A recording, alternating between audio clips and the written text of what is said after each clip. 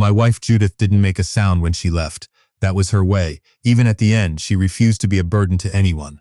Ovarian cancer took her on a gray November morning after 14 months of fighting, and I drove home from St. Mary's Medical Center in Knoxville alone, sat down at the kitchen table still in my coat, and didn't move for 3 hours. I'm Warren Briggs. I'm 49 years old. I live in a 4-bedroom Craftsman on Sycamore Ridge Road in Knoxville, Tennessee, a house Judith and I bought the year our daughter Leanne started kindergarten, the year she called it the house with the big tree. That oak tree is still in the backyard. Leanne hadn't seen it in a while. Judith taught kindergarten for 22 years at Fountain City Elementary. Every September, a classroom full of 5-year-olds met someone who made the world feel safe. That was who she was. And when she got sick, she insisted on driving herself to chemotherapy.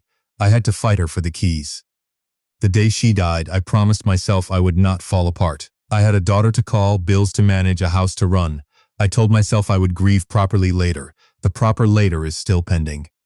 14 months after Judith passed, on a Tuesday in January, I felt something wrong in my chest while carrying a box of tile samples out of my truck. Not pain exactly.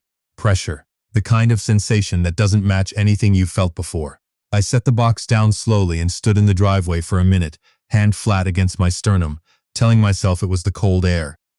It wasn't the cold air. My neighbor Margaret Holloway, 63, a retired school nurse who had lived 3 houses down from us for 11 years, happened to be walking her dog past my driveway at that exact moment. She took one look at my face and told me to get in her car. "I need to lock up the truck," I said. "Warren," she said, "get in the car." I got in the car. At the University of Tennessee Medical Center, Dr. Adam Reeves, my cardiologist, a methodical man with a calm that felt practiced rather than natural, told me I had significant blockages in 3 coronary arteries. He said the word bypass. He said I would need surgery within the week. He said if Margaret hadn't brought me in when she did, we'd be having a different conversation. I sat with that for a while. Then I called Leanne. She's 26. She works as a senior marketing manager at a firm called Horizon Creative in Chicago, a company she'd been with for 4 years, the job she'd moved 500 miles away for 2 years prior, the job that had just, as of 6 weeks before, promoted her to a role she'd been angling for since she started. When she answered, she was between meetings. I could hear the background noise of an open-plan office. "Dad? Hey, what's up?" "Leanne." I kept my voice steady. "I'm at UT Medical Center. I need bypass surgery. Triple bypass, the doctor says this week." Silence. "Dad, what, are you serious?" "I'm serious." She exhaled, long and slow, the kind of exhale that tells you someone is not just processing information, they're calculating. Okay, tell me exactly what doctor. What did you say his name was?" "Reeves, Adam Reeves." I walked her through it. The blockages, the procedure, the recovery timeline. 8 to 12 weeks, no heavy lifting, limited driving for the first month. Someone needed to be present for at least the first couple of weeks after discharge. She listened. When I finished, there was a pause. "Dad, the timing on this is just really bad." "I know. I just got onto the VP track, and this project I'm leading right now, the Meridian account, it's our biggest client, and we're in the middle of a full rebrand launch that goes live in 6 weeks. I cannot hand this off to someone else right now. I literally cannot. My boss already thinks I'm not fully committed because I took 2 days for Christmas." I looked at the ceiling of the hospital room. Someone had put a water stain up there that looked almost exactly like the state of Tennessee. "I'm not asking you to quit your job," I said. "I'm telling you I'm having heart surgery."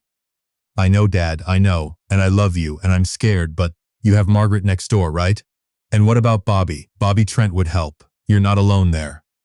Bobby Trent, 57, retired firefighter, is a man I'd worked alongside on a commercial job in Oak Ridge about 6 years back. We'd stayed close. Thursday morning coffee at Tupelo Honey, occasional fishing out at Norris Lake. He was good people, but he wasn't my daughter. "Dad, I genuinely cannot be there right now. I can't. I'd lose the account. I might lose the job. This is 4 years of work. Can you understand that? I can't be there right now." I turned that sentence over in my head like a stone you find in the road. "Sure," I said, "I understand. I'll call you every day, I promise. And the second this Meridian thing wraps, I'm on the first flight down." She called the day of surgery. She called the day after. She called the following Monday.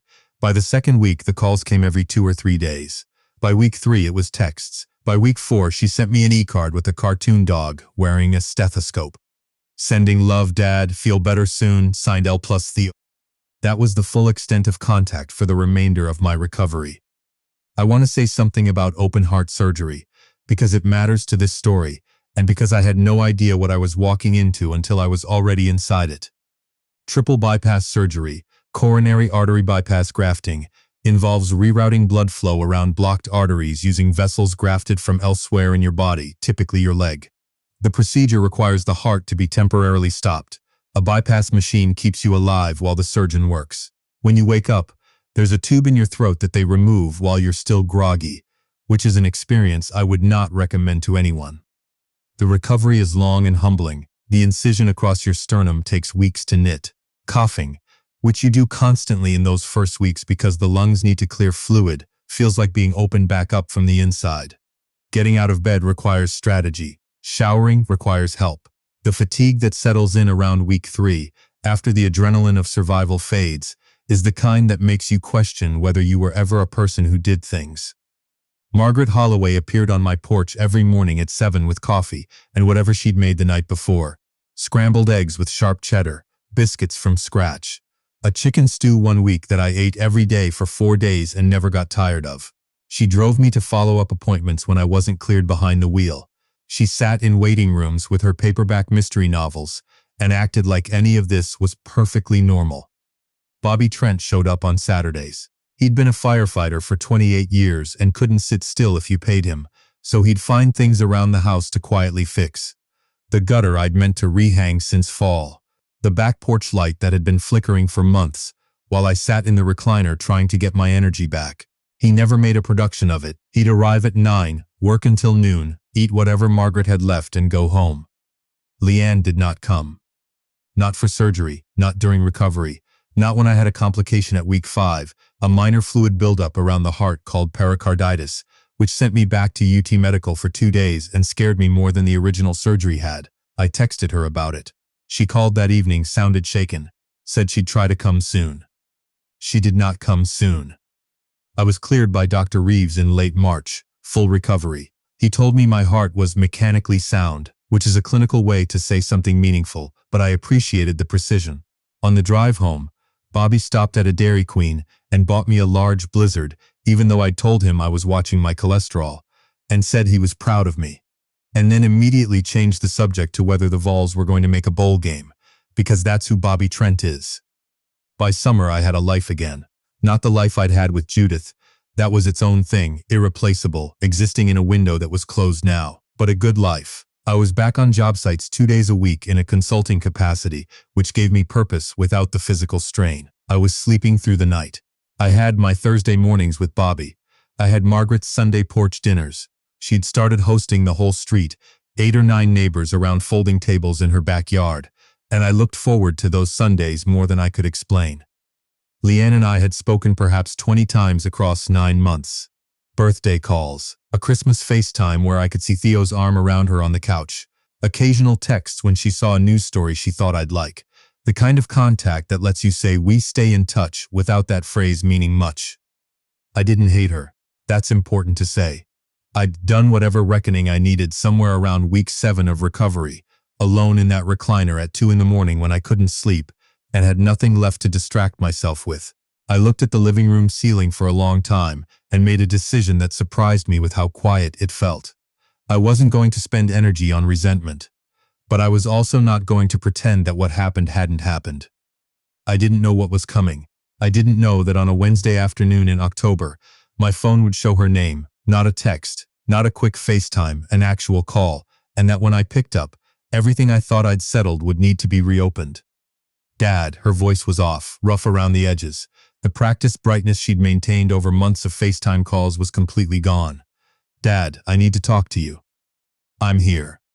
Theo and I broke off the engagement 3 weeks ago. I was quiet for a moment. Leanne, I'm sorry. And last Friday, Horizon laid off 30% of its staff. I was in that 30%.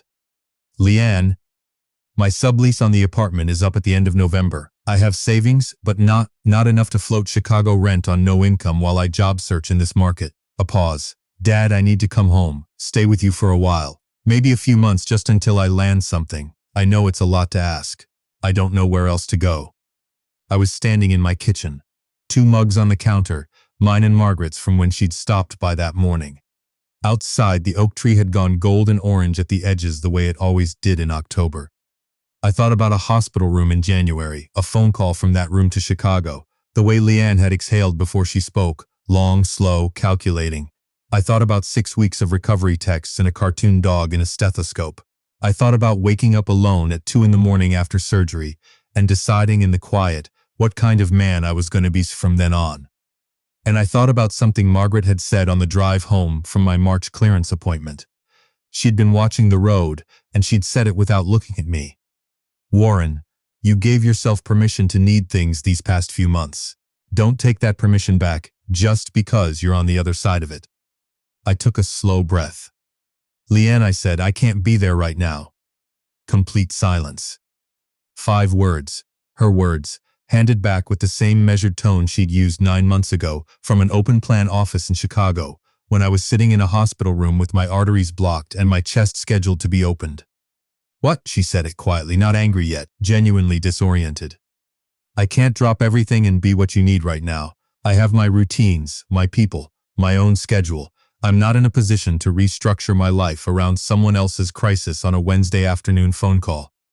Her voice cracked. I just told you. Theo and I are done. I lost my job. I'm about to lose my apartment. I know, I said. I know exactly how it feels to need someone and have them tell you the timing doesn't work. That landed. I could hear it land. That's not fair, she said, finally. You said those exact words to me in January, I said. You said you couldn't be there right now, that the timing was bad, that you'd lose the account. A pause, and I told you I understood. The silence stretched. Dad, I was 25 years old and I'd just lost Mom, and I didn't know how to show up when things fell apart. After she died, I didn't know how to be your kid without her in the middle of it. She was always the one who knew what to do. I didn't have a script for any of it, so I stayed away because I thought I'd do it wrong. Her voice had gone small. I know that's not a good enough reason. I know. I pulled a stool out from the kitchen counter and sat down. This was a conversation that deserved to be seated. Leanne, listen to me. I'm not telling you I won't help. I'm telling you what I can't do. I cannot have you move into this house and have everything reorganize itself around your situation. I built something here this past year. My Sundays, my Thursdays, my pace, my peace. Those things cost me something real to build. I'm not dismantling them. So you're saying no. I'm saying no to becoming your caretaker on a moment's notice. I'm not saying no to you. A pause. Longer this time. What's the difference? The difference is I'll help you figure out what you actually need. Not what's easiest for me to hand you, but what would genuinely help. There's a woman at my church, Diane Perkins, who runs a housing assistance and transition network and has helped people navigate exactly this kind of situation. I'll call her Monday. I'll sit on the phone with you when you file for unemployment, because half the people who qualify don't file because they don't understand the process. I will be in this with you. I'm not disappearing. That's not the same as coming home, she said. No, I said quietly, it's not. But Leanne, do you actually want to come home? Or do you want to feel like someone chose you when everything fell apart at once? A long silence. Both, she said, probably both. That's honest, that I can work with. We talked for 2 hours and 20 minutes that afternoon. I learned things I hadn't known, that she and Theo had started fraying the previous spring, that the promotion she'd sacrificed everything for had put her in a role she wasn't actually suited for, that she'd been grinding herself thin, trying to prove something she couldn't fully name, that she'd thought about calling me a dozen times in the months after my surgery, and each time had talked herself back from it, because she didn't know how to begin. I told her about the recovery, not all of it, that would take more than one call, but enough. The pericarditis at week 5 that sent me back to the hospital, the 2 a.m. recliner mornings when the house felt like it was pressing in, the way Margaret Holloway had shown up every single morning for 8 weeks, as though it were her second job and nobody had asked her to. I didn't know it was that bad, Leanne said. You didn't ask, I said, not with anger, just as a fact. She was quiet. No, I didn't. You were 25 and you'd just lost your mother and your father called you from a hospital room, and instead of saying, I don't know how to do this, help me figure out how to show up, you calculated the cost and decided it was too high. I understand that. I really do. A beat. I also need you to understand that it left a mark. A long pause. Both things, she said softly, and something in how she said it told me she understood what she was doing, using those words, choosing them deliberately. Both things, I agreed. At the end of the call, I told her I'd reach out to Diane Perkins on Monday. I told her we'd look together at what her finances actually looked like and what options were real. I told her the door to an honest relationship, not the performed fine version we'd been running on FaceTime, was open. I told her it was going to look different. Different how? She asked. Like two adults, I said, not like you checking in and me pretending nothing happened. Like two people who tell each other what's actually going on. A small sound. Okay, she said, yeah. Get some sleep, eat something that isn't takeout, call me Friday. She called Friday, and the Friday after that. If you've made it this far, do us one thing, hit subscribe. It costs you nothing and it means more than you know. Thank you. Diane Perkins, true to form, had Leanne connected with a job placement specialist for marketing professionals within a week. By December, she had a remote contract role with a firm in Nashville. Not her dream job, but real income, real footing. She found a month-to-month apartment in Knoxville in January, close enough to have coffee without it meaning anything heavy, far enough to keep her own space. The therapy she'd started in Chicago, she continued over video call with the same counselor. She came for Thanksgiving. Sat in the kitchen while I made the cornbread dressing the way Judith had always made it, and we talked like people who'd agreed to be honest with each other. She helped with the dishes. Margaret came by in the afternoon with a sweet potato pie and absorbed Leanne into her orbit the way she does everyone, telling stories about things I'd said and done during recovery that I had not authorized her to share. Leanne laughed, the real kind, the kind that comes up before you can decide whether to let it.